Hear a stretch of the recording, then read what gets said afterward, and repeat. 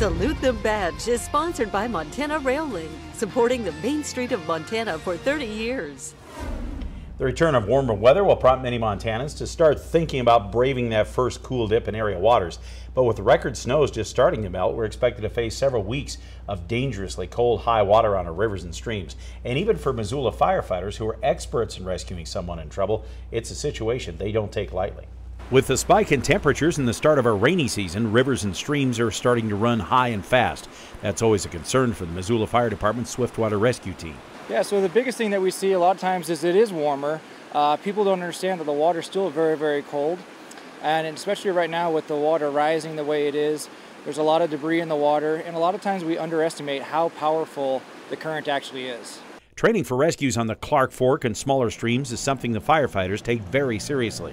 That's because even with all their training and gear, high water in the spring and early summer can be a killer. We wear a full helmet, we wear a life jacket. Most times, especially this time of year, we'll be in a full dry suit with layers underneath to keep us warm.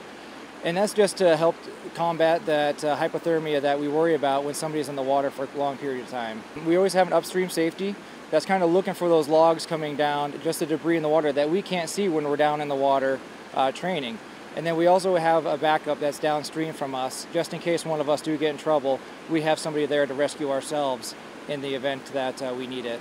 Sometimes people get into trouble just getting the shock of that first faceful of cold water. This time of year, even when you get splashed on the face when you're swimming through the waves, it's a reality check every year of how breathtakingly cold the water can be.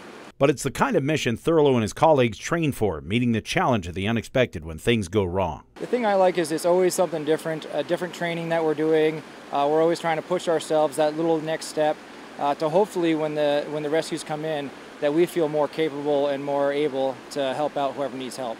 The hope is for people to be cautious and not put themselves and the firefighters at risk. Next week, Missoula Fire will be training with their colleagues from Billings, and you'll see them out there on the Clark Fork River.